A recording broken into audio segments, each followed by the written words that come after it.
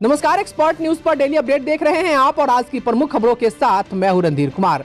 भाजपा सांसद मनोज तिवारी यूट्यूबर मनीष कश्यप के घर पहुंचे और उनके परिवार से मुलाकात की। मनोज तिवारी का मनीष कश्यप के घर आने के साथ ही मनीष कश्यप का बीजेपी में शामिल होने का कयास लगाया जाने लगा है।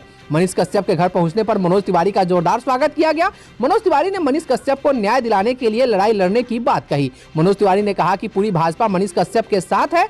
मनोज तिवारी और मनीष कश्यप को देखने के लिए उनके घर पर लोगों की काफी भीड़ उमड़ पड़ी। सबसे पहले मनोज तिवारी ने यूट्यूबर मनीष कश्यप की मां को सांत्वना दी और उनके परिजनों से बात की। भाजपा नेता मनोज तिवारी ने कहा कि मनीष कश्यप अकेले नहीं है, उनके साथ हम सभी भाजपा परिवार मजबूती के साथ खड़े हैं। मनोज तिवारी पटना से सड़क मार्ग से दोपहर बाद बेतिया मनीष कश्यप के घर पहुंचे और उनके परिजनों से मुलाकात की। मनोज तिवारी ने यूट्यूबर के घर पर लगभग 45 मिनट बिताया। मनोज तिवारी वहां एक सभा को भी संबोधित करने वाले थे, लेकिन लोगों की काफी भीड़ जमा हो गई, जिसके कारण वो सभा नहीं कर सके। मैं इतना ही बोलना चाहता हूं, मनीष तुम अकेले नहीं हो। आपके साथ जो अत्याचार हुआ है, जो दमन हुआ है, हम सभी उसके साथ खड़े हैं और जो ऐसे दमन करने वाली सोच के लोग हैं उनको इसकी सज़ा मिलेगी। इस तरह से किसी पत्रकार की स्वतंत्रता, किसी सोच की स्वतंत्रता, जनता के लिए लड़ने वाले की अभिव्यक्ति की स्वतंत्रता, अगर उसके लिए कोई जेल देता है, एनएसए लगाता है, तो हम उसका विरोध करते हैं और यही कहने के लिए हम गांव तक आए हैं। वर्षों से मरीजों को बेहतर स्वास्थ्य सुविधा उपलब्ध करा रही रहमानिया मेडिकल सेंटर की ओर से आयुष्मान कार्ड धारक मरीजों के लिए एक और खुशखबरी है। अब मोतिहारी के रहमानिया मेडिकल सेंटर में आयुष्मान कार्ड धारक मरीजों के हड्डी संबंधित ऑपरेशन की भी सुविधा उपलब्ध है। गौरतलब है कि आयुष्मान कार्ड से जनरल सर्जरी की सुविधा का लाभ रहमानिया मेडिकल सेंटर में पहुंचे मरीज पहले से ही उठा रहे थे, लेकिन अब हड्डी संबंधित रोगों का इलाज भी मुफ्त होने से मरीजों को काफी सहूलियत मिलेगी। रहमानिया मेडिकल सेंटर में आयुष्मान भारत के तहत एक्सीडेंट एवं हड्डी फ्रैक्चर के मरीजों का संपूर्ण इलाज प्लास्टर या ऑपरेशन से बिल्कुल फ्री किया जा रहा है, जिसके तहत मरीजों के ऑपरेशन, अस्पताल में बेड, खाने पीने की सुविधा के साथ साथ दवाइयाँ भी मुफ्त दी जा रही है। यह सुविधा गरीब मरीजों के लिए वरदान साबित हो रही है। इस मुफ्त सुविधा का लाभ उठाने के लिए मरीजों को अपना आयुष्मान कार्ड साथ लेकर आना होगा। इस संबंध में हड्डी रोग विशेषज्ञ डॉक्टर संतोष कुमार ने एक्सपर्ट न्यूज से विस्तृत जानकारी दी। सुनिए उन्होंने क्या कहा। आयुष्मान के तहत यहाँ पे हड्डी का किसी भी तरह का ऑपरेशन मुफ्त में होगा, जिसके अंदर में सारी सुविधाएं मुफ्त में मिलेंगी, जैसे रहना, खाना, मुफ्त में दवाई, ऑपरेशन का दवाई, ये सब मुफ्त में मिलेंगे। छुट्टी के समय कुछ दिन का दवाई फ्री में दिया जाएगा। यहाँ पे हड्डी के सारे तरह के ऑपरेशन हो जाते हैं, जिसमें प्लेटिंग, नेलिंग, स्पाइन, कुल्हा बदलना, घुटना का प्रत्यारोपण, ये सारी सुविधाएं आयुष्मान के तहत उपलब्ध है, जो कि कंप्लीटली फ्री में, मुफ्त में होगा।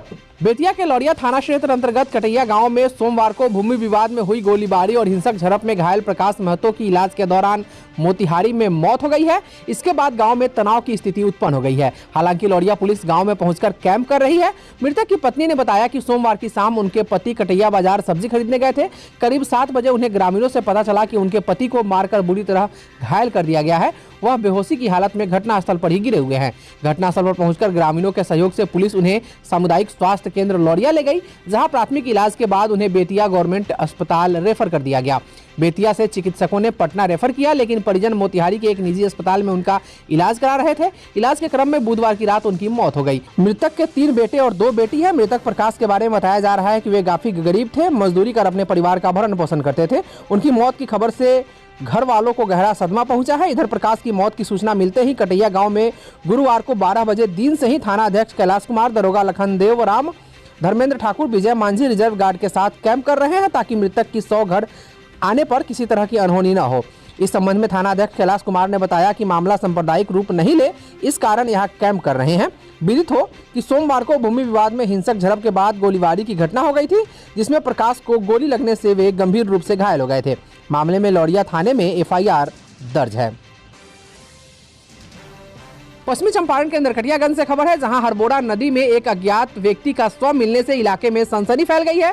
खबर के मुताबिक गुरुवार को एक युवक का शव नगर से सटे धूमनगर चौक के समीप हरबोड़ा नदी में पानी में तैरते हुए ग्रामीणों ने देखा, जिसकी सूचना शिकारपुर पुलिस को दी। सूचना पर पहुंची शिकारपुर पुलिस शव को कब्जे में लेकर आगे की कार्रवाई में जुट गई है। थाना अध्यक्ष रामेश्वर यादव ने बताया कि घटना की जानकारी मिलने पर पुलिस की टीम को भेजा गया है। शव की जाँच कराई जा रही है। इधर घटनास्थल पर पहुंचे एसआई भीम प्रसाद ने बताया कि शव को कब्जे में लेकर आसपास के लोगों से पहचान कराई जा रही है। घटना की जानकारी वरीय अधिकारियों को दे दी गई है। हरबोड़ा नदी के धूमनगर के नीचे नदी में शव बहते हुए जा रहा था, जो हम लोग ग्रामीणों के सहयोग से उसको रोक लिया गया और तहकीकात के लिए वरीय पदाधिकारी को सूचना दी गई। पहचान हुई है? अभी तक पहचान नहीं हुई। ईस्ट चंपारण लायंस क्लब के द्वारा दूसरी बार बृहस्पतिवार को मोतियाबिंद ऑपरेशन कैंप का आयोजन किया गया। यह कैंप स्थानीय शहर के संस्कार नेत्रालय में लगाया गया, जहां इस कैंप में कुल 14 पुरुष एवं महिलाओं का निःशुल्क मोतियाबिंद का ऑपरेशन कर लेंस लगाया गया। यह ऑपरेशन शहर के सुप्रसिद्ध नेत्र चिकित्सक सह लायंस सदस्य डॉक्टर नारायण कुमार ने किया। ऑपरेशन के बाद आज मरीजों को सुबह 10 बजे चश्मा, दवा और आवश्यक दिशा निर्देश के साथ अस्पताल से डिस्चार्ज कर दिया गया है। अध्यक्ष लायंस सुजीत कुमार सिंह एवं सचिव लायंस सुधीर कुमार गुप्ता ने बताया कि क्लब के द्वारा प्रत्येक साल की तरह इस साल भी इस कैंप का आयोजन 24 दिसंबर 2023 को किया गया था, जिसमें सैकड़ों की संख्या में मोतियाबिंद ऑपरेशन कराने के लिए रजिस्ट्रेशन हुआ। 24 दिसंबर को ही मोतियाबिंद ऑपरेशन के लिए 59 मरीजों का आई स्क्रीनिंग किया गया था, जिसमें से 45 मरीजों के मोतियाबिंद का सफल ऑपरेशन कर लेंस लगाया गया था। उसी स्क्रीनिंग में बचे हुए 14 मरीजों का 4 जनवरी 2024 को ऑपरेशन कर लेंस लगाया गया। वहीं क्लब सचिव सुधीर कुमार गुप्ता ने बताया कि क्लब 45 वर्षों से इस तरह के कैंप का आयोजन करते आ रही है। उन्होंने बताया कि क्लब का मूल उद्देश्य समाज के निचले पायदान पर रह रहे लोगों को मदद करना है। उन्होंने कहा कि लोगों के आंख की रोशनी वापस लौटाना बड़ा ही पुनीत कार्य है। क्लब सचिव ने बताया कि पुनः शहर में मोतियाबिंद ऑपरेशन कैंप का आयोजन किया जाएगा। मौके पर लायंस डॉक्टर नारायण कुमार, वरीय सदस्य Lions K P Srivastava, Lions Anil Kumar Verma, Lions Manish Jha सहित अन्य लायंस सदस्यों की उपस्थिति रही।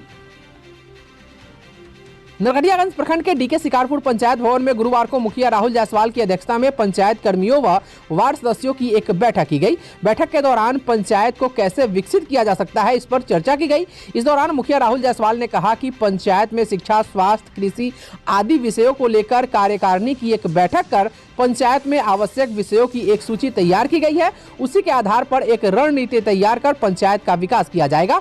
इसके साथ ही मुखिया ने किसान सलाहकार द्वारा लगातार कई बैठकों में अनुपस्थित रहने को लेकर नाराजगी जताई और मुखिया ने किसान सलाहकार के विरुद्ध कृषि विभाग को लिखित शिकायत करने की बात कही।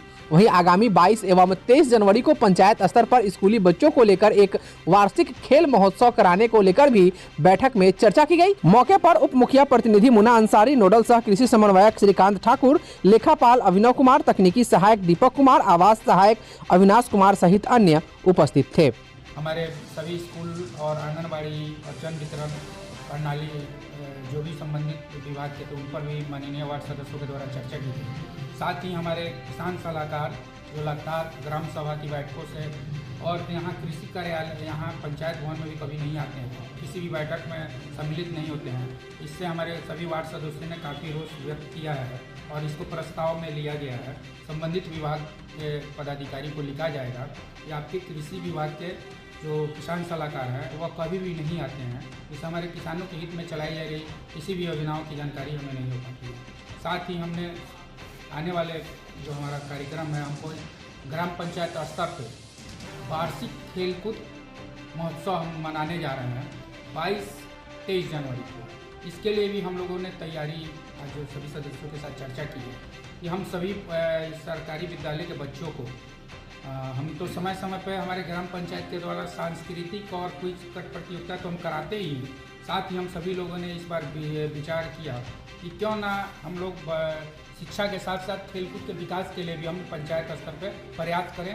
इसके लिए हम लोग 22 और 23 जनवरी को अपने ग्राम पंचायत स्तर पर वार्षिक खेलकूद महोत्सव मनाएंगे, जिसमें हमारे पंचायत के सभी स्कूल के बच्चे उसमें भाग लेंगे। आगलगी से बचाव और आग लगने से होने वाले नुकसान को कम करने के उद्देश्य से पूर्वी चंपारण जिला अंतर्गत रामगढ़वा के रेशमा देवी प्रोजेक्ट कन्या विद्यालय में शुक्रवार को अग्निशमन टीम ने आग बुझाने का मॉक ड्रिल किया और वहां मौजूद बच्चियों को अग्निकांड से बचाव के गुर सिखाए और आग बुझाने के तरीके विस्तार से बताए गए।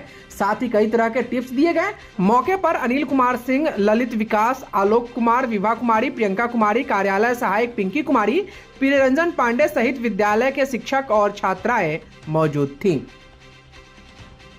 आंध्र प्रदेश के विशाखापत्तनम में खेली जा रही पहली सीनियर राष्ट्रीय ग्रैपलिंग कुश्ती चैंपियनशिप में महिला वर्ग के 50 किलोग्राम वजन में बिहार की बेटी आंचल कुशवाहा ने दिल्ली की काजल कुमारी को 6-0 से पराजित कर स्वर्ण पदक जीतकर इतिहास रच दिया है। इस बात की जानकारी देते हुए ग्रैपलिंग कुश्ती कमेटी के जिला अध्यक्ष विनोद कुमार जायसवाल ने बताया कि महिला वर्ग के 57 किलोग्राम वजन स्पर्धा में बिहार की प्रियंका कुमारी ने सेमीफाइनल मुकाबले में उत्तराखंड की मीनाक्षी से कड़े संघर्ष के बाद 6-5 से हार गई, जिसमें प्रियंका को कांस्य पदक प्राप्त हुआ है। सीनियर राष्ट्रीय ग्रैपलिंग कुश्ती चैंपियनशिप में बिहार की आंचल कुशवाहा को स्वर्ण पदक एवं प्रियंका कुमारी को कांस्य पदक जीतने पर हर ओर से बधाई मिल रही है।